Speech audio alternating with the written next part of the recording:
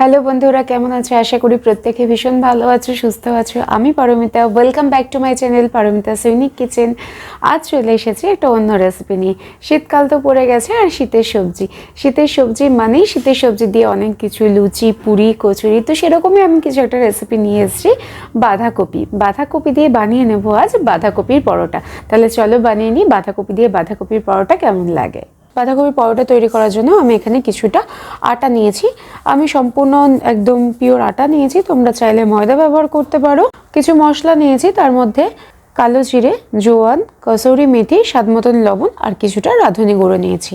এগুলোকে আমি সব একসাথে মিশিয়ে দেবো। কিছুটা বাঁধাকপি আগে থেকেই আমি চপ করে রেখেছি ফাইনলি, যতটা ফাইনলি চপ করা যায় ততই ভালো, যেহেতু আমি এগুলো আটার সাথে একসাথে মেখে নেব। এটাকে সবজি পরোটাও বলতে পারো তোমরা, যেহেতু সবজির ভাগটা অনেকটা থাকে।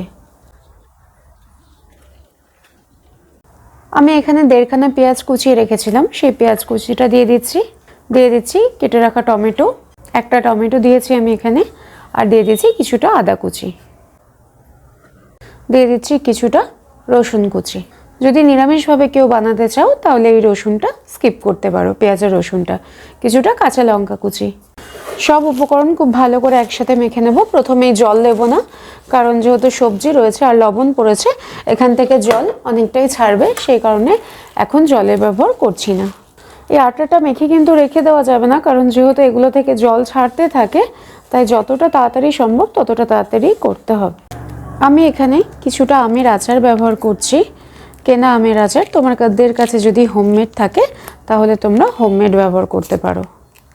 কারণ যদি আচারের ফ্লেভার অপছন্দ থাকে তাহলে সে স্কিপও করতে পারো। সাধারণত ভালো লাগে পরোটা বা রুটির সাথে আচার, তো সেই কারণে আমি এটা এখানে অ্যাড করলাম। আর এই আচারটাই এটার স্বাদ বলো বা ফ্লেভার বলো বা অ্যারোমা যাই বলো না কেন, সেটাকে অনেকটা বাড়িয়ে দেয়। এখানে দেখতেই পাচ্ছ তোমরা সবজির পরিমাণ অনেকটাই বেশি আটা আন্দাজে। এই রেসিপিটা তোমরা সকালে ব্রেকফাস্টেও রাখতে পারো বা টিফিনে রাখতে পারো, বা সন্ধেবেলা অনেক একটু হালকা টিফিন করতে চাও সেটাও করতে পারো, বা রাতের ডিনারেও রাখতে পারো। সবজির পরিমাণটা বেশি থাকার জন্য কার্বোহাইড্রেটের পরিমাণটা অনেকটাই কম। এবার আমি এর মধ্যে অল্প অল্প করে জল দিয়ে মেখে নেব।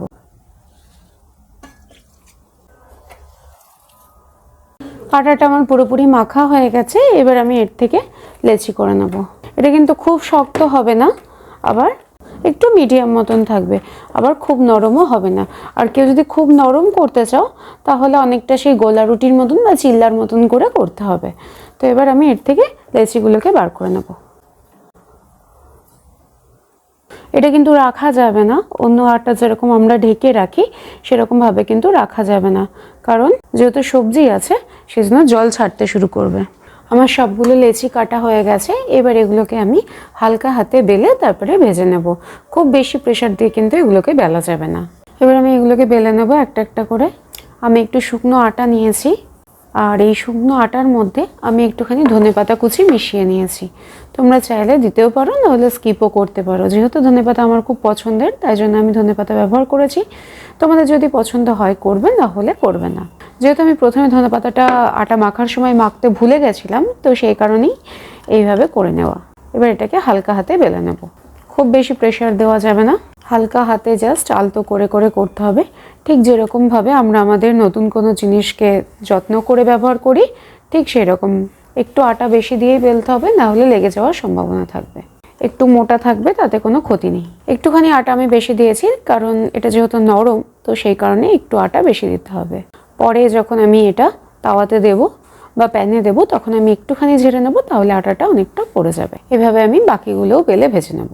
তাহলে চলো এবার চটপট ভেজে নিই এই বাঁধাকপি বা সবজি দিয়ে পরোটাটা, তারপর ভেজে খেয়ে দেখি কেমন হয়েছে, তারপর তোমাদেরকে রিভিউ জানাবো কেমন হয়েছে। চলো, পরোটা ভাজার জন্য আমি প্যানটা বসিয়ে দিয়েছি। প্যানটা গরম হয়ে গেছে। এবার এর মধ্যে আমি দিয়ে দিচ্ছি সামান্য সাদা তেল।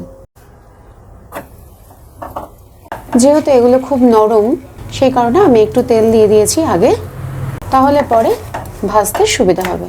আর এগুলোকে কিন্তু একটু লো হিটেই ভাজতে হবে, কারণ যেহেতু ভেতরে সবজিটা রয়েছে, নাহলে সবজিটা একটু কাঁচা থেকে যাবে। যদিও বাঁধাকপি, টমেটো, পেঁয়াজ এগুলো সবগুলোই আমরা কাঁচা খেতে পারি, তাও জাস্ট একটুখানি ক্রিস্পি ভাবটা বা নরম, যদিও সবজিগুলো একদমই নরম হয়ে গেছে, আরও একটুখানি নরম করার জন্য একটু লো টু মিডিয়াম হিটে এগুলোকে ভালো করে সেঁকে নিতে হবে। নামানোর আগে চাইলে হালকা একটু অয়েল ব্রাশ করতে পারো, ঘি বা বাটার সেটাও দিতে পারো। যাদের বাচ্চারা সবজি খেতে চায় না বা সবজি খেতে প্রচণ্ড ঝামেলা করে ভাত রুটির সাথে, তারা এইভাবে করে দিতে পারো। আমি কিন্তু এটা একদম লো হিটে কুক করছি।